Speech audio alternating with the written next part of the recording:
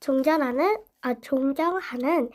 데오빌로 가카에게 예수님이 하신 일을 처음부터 목격하고 그분의 말씀을 직접 들은 사람들이 우리 가운데 전한 말을 그대로 기록하려고 붓을 든 사람이 많습니다. 나도 이 모든 일을 처음부터 자세히 조사해 보았으므로 데오빌로 카카에게 차례대로 써보내는 것이 좋을 것이라고 생각했습니다. 그래서 내가 가카에게 이미 들으신 이 사실임을 알게 하려고 이 글을 드립니다. 헤롯이 유대 왕으로 있을 때 아비야 반에 사가랴란 제사장이 있었는데 그의 아내 엘리사벳도 아론의 후손이었다. 이들 부부는 하나님이 보시기에 의로운 사람들이었으므로 주의 모든 계명과 규정을 빈틈없이 지켰다. 그러나 엘리사벳은 임신을 못하는 몸이어서 그들에게 아기가 없었고 두 사람이 모두 나이가 많았다. 사가랴가 자기 반의 차례에 따라 하나님 앞에서 제사장의 직무를 수행할 때였다. 제사장직의 관습대로 제비를 뽑은 결과 사가랴가 성전에 들어가 분향하는 일을 맡게 되었다. 그리고 그가 분향하는 동안 많은 사람들이 밖에서 기도하고 있었다. 그때 주의 천사가 사가랴에게 나타나 향단 오른쪽에 서자 그는 천사를 보고 놀라며 무서워하였다. 그러자 천사가 이렇게 말하였다. 사가랴야, 두려워하지 마라. 하나님께서 내 기도를 들으셨다. 내가 아내 엘리사벳이 아들을 낳을 거니 요한이라고 불러라. 너도 기뻐하고 즐거워하겠지만 많은 사람들이 그가 태어난 것을 기뻐할 것이다. 그 아기는 주 앞에서 위대한 사람이 될 것이며 포도주와 독한 술을 마시지 않을 것이다. 그리고 그는 모태에 있을 때부터 성령이 충만하여 많은 이스라엘 사람을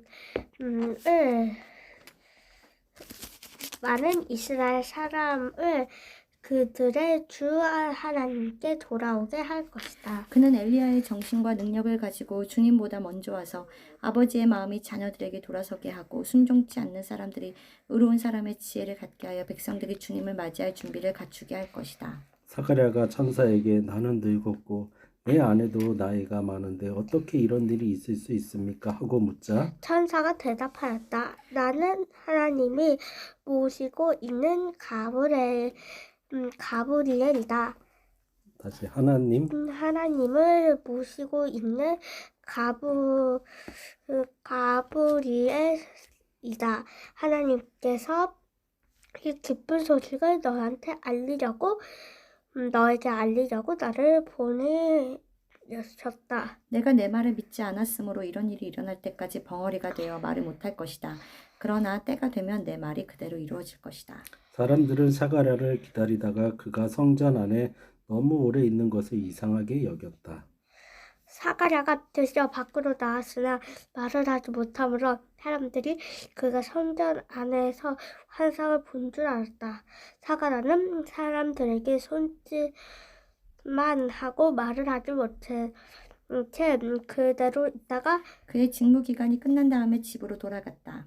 그 후에 그의 아내 엘리사벳은 임신하여 5달 동안 숨어 지내면서 이처럼 주께서 나를 보살펴 주셔서 나에게 아이를 주심으로 모든 사람들이 다 아는 내 부끄러움을 씻어 주셨다 하였다. 엘리사벳이 임신한 지 6달이 되었을 때 하나님께서는 가브리엘 천사를 갈릴리 나사렛이라는 마을에 사는 다윗의 후손 요셉과 약혼한 처녀 마리아에게 보내셨다.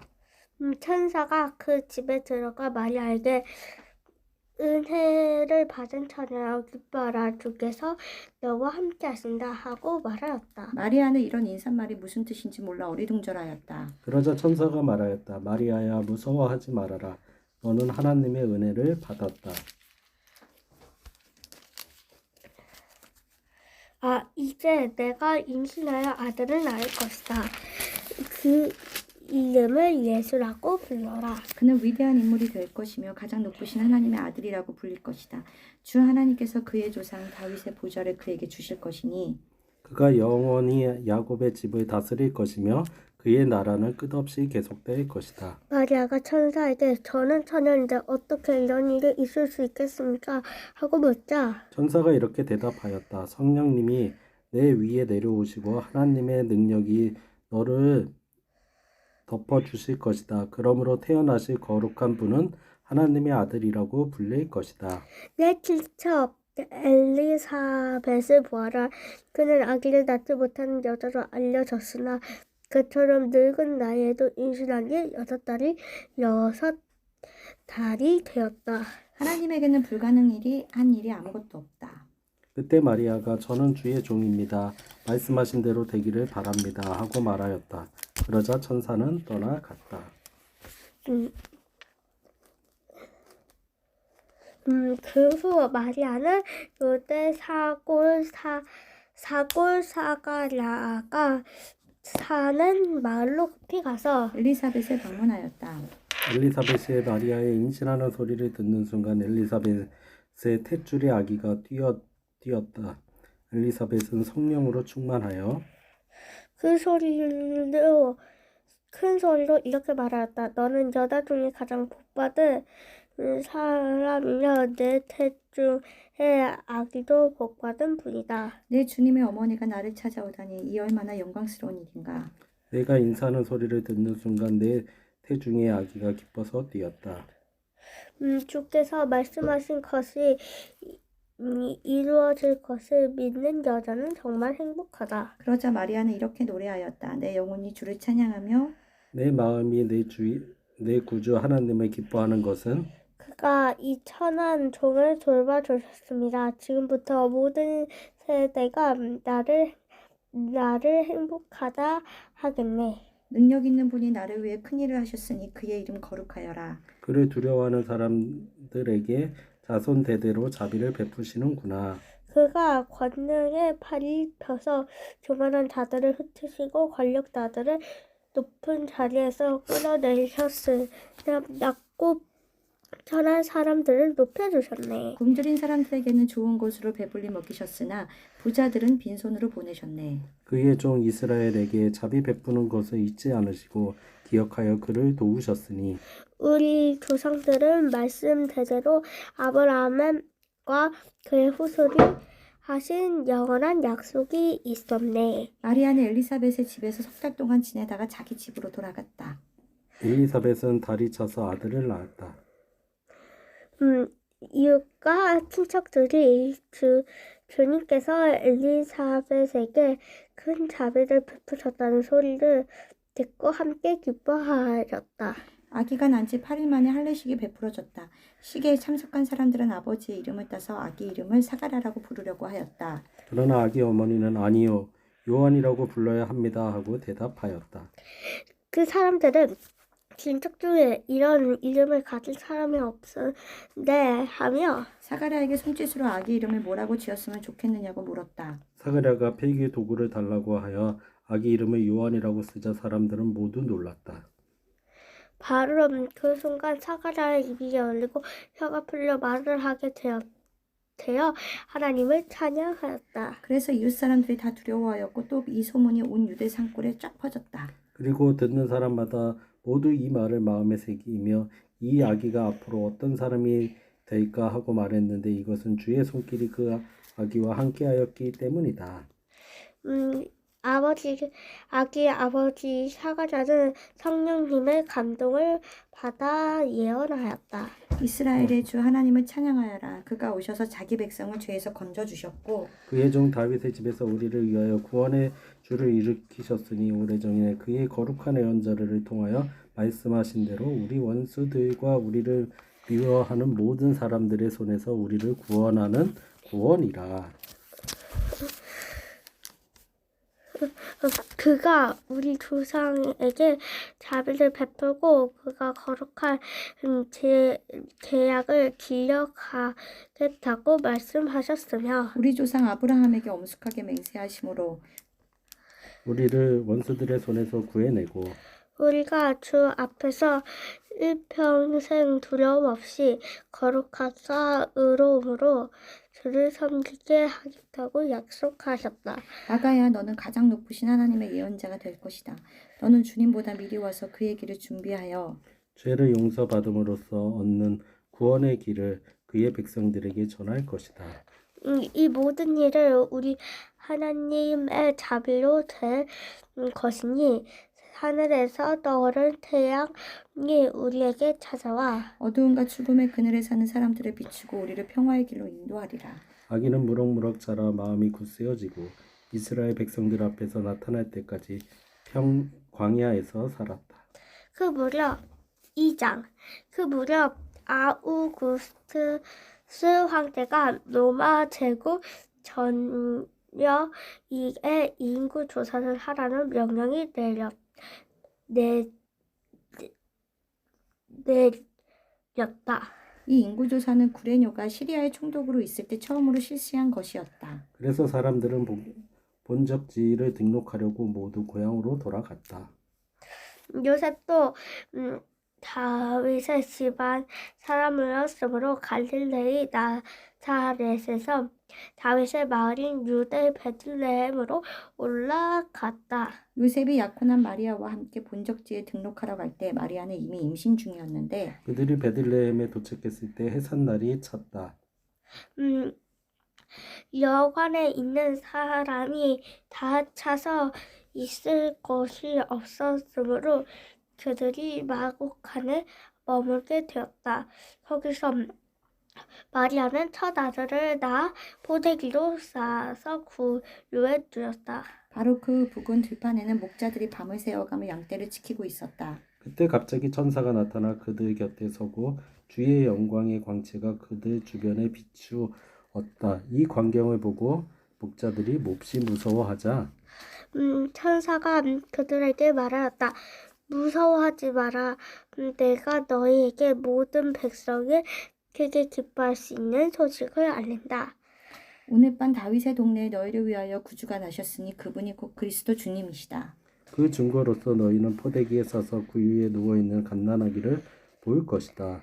그러자 갑자기 수많은 하늘의 군대가 나타나서 선자들과 함께 가장 높은 하늘에서는 하나님께 영광, 땅에서는 하나님의 은총을 받은 사람들에게 평화하며 하나님을 찬송하였다. 천사들이 떠나 하늘로 올라간 뒤에 목자들이 자 어서 베들레헴으로 가서 주님께서 알려주신 일을 보자 하며 달려가 보니 갓난 아기가 구유에 누워 있었고 마리아와 요셉도 함께 있었다. 아기를 본 목자들이 천사들에게 들은 말을 여러 사람들에게 이야기하자 듣는 사람들이 다 목자들의 말에 놀라는 표정이었으나 마리아는 이 모든 말을 마음에 새겨 깊이 생각하였다. 목자들은 듣고 본 모든 일이 천사들에게 들은 것과 같았으므로 하나님께 영광을 돌리고 찬송하면서 돌아갔다. 아기가 난 지 8일 만인 할례식 날 천사가 전에 일러준 대로 그 이름을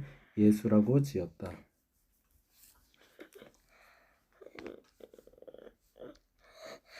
모세의 법대로 아기에게 정결 예식을 행하는 날이 되었다. 그래서 부모는 아기를 데리고 예루살렘으로 올라갔다. 이것은 주님의 율법의 첫 아들을 거룩하게 구별하여 주께 드려라고 기록된 말씀대로 아기를 주님께 드리고 또 주님의 율법의 말씀대로 산 비둘기 2마리나 집 비둘기 새끼 2마리로 제사를 드리기 위해서였다. 그때 예루살렘에 시므온이라고 의롭고 경건한 사람이 살고 있었다. 그는 함께 계신 성령님으로부터 살아서 그리스도를 배울 것이라는 계시를 받고 이스라엘의 위로가 되실 그분을 간절히 기다리고 있었다. 시므온은 성령님의 인도로 성전에 들어가 마침 부모가 정결 예식을 행하려고 아기 예수를 데리고 들어왔다. 시므온은 아기를 안고 이렇게 하나님을 찬양하였다. 주권자이신 주님, 이제는 약속하신 대로 이 종을 놓아주셔서 내가 평안히 떠날 수 있게 되었습니다. 내 눈이 직접 본 주님의 구원은 모든 사람들에게 베푸신 것으로 이방인에게는 주님의 뜻을 보여주는 빛이며 주님의 백성 이스라엘에게는 영광된 것입니다. 그 부모는 아기에 대한 말을 듣고 신기하게 여겼다. 시므온은 그들에게 축복하고 아기 어머니 마리아에게 이런 말을 하였다. 이 아기는 하나님이 세우신 자입니다. 많은 이스라엘 사람들은 이 아기를 믿지 않아 망하기도 하고 믿어서 구원을 받기도 할 것입니다. 그리고 이 아기는 사람들의 비난의 대상이 될 것이며 그때 당신은 마치 예리한 칼에 찔리듯 마음이 아플 것입니다. 그러나 그들의 숨겨진 생각은 다 드러날 것입니다. 또 안다나라는 나이 많은 예언자가 있었다.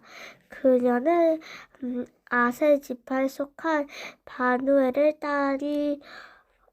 딸이었는데 결혼하여 7년 동안 살다가 과부가 되었다. 그로부터 그녀는 84살이 되기까지 성전을 떠나지 않고 밤낮 금식하고 기도하며 하나님을 섬겼다. 마침 이 시간에 그녀는 성전에 들어와서 하나님께 감사를 드리고 구세주를 기다리는 모든 사람에게 아기 예수에 대한 이야기를 해 주었다. 아기의 부모는 율법에 따라 모든 예식을 마치고 고향이 갈릴리 나사렛으로 돌아갔다. 아기는 하나님의 은혜 가운데 무럭무럭 자라나 튼튼해지고 지혜가 넘쳤다. 해마다 6월절이 되면 예수님의 부모는 예루살렘으로 올라갔다. 예수님이 12살이 되던 해에 그들이 전과 같이 예루살렘으로 올라갔다. 명절 기간이 끝나고 집으로 돌아갈 때 어린 예수님은 예루살렘에 그냥 머물러 있었다. 부모는 이것도 모르고 예수님이 일행 가운데 있으려니 하고 하루 길을 간 후에 친척들과 아는 사람들 가운데서 찾아보았다. 그러나 찾지 못하나 자 그들이 예수를 찾으러 예루살렘으로 돌아갔다. 그들은 3일 후에 성전에서 예수님을 만났다. 그는 선생들 가운데 앉아서 듣기도 하고 묻기도 했으며 그의 말을 듣는 사람들은 다 그의 총명함과 대답하는 말에 감탄하였다.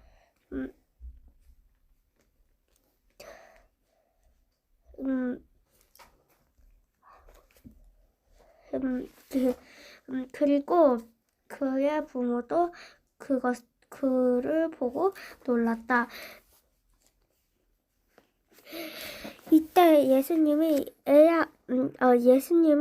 어머니가 애야 이게 무슨 짓이냐 내 어머니와 내 아버지와 내가 너를 찾느냐고 무척 애썼단다. 예수님은 왜 나를 찾으셨습니까? 내가 내 아버지 집에 있어야 한다는 것을 모르셨습니까? 하고 대답하였다. 그러나 부모는 그 말뜻을 깨닫지 못하였다. 그리고 예수님은 함께 나사렛으로 돌아가 부모님께 순종하며 살았고 그의 부모 어머니는 이 모든 일을 마음에 새겨두었다. 예수님은 지혜와 키가 점점 자라고 하나님과 사람들에게 더욱 사랑을 받았다. 아멘.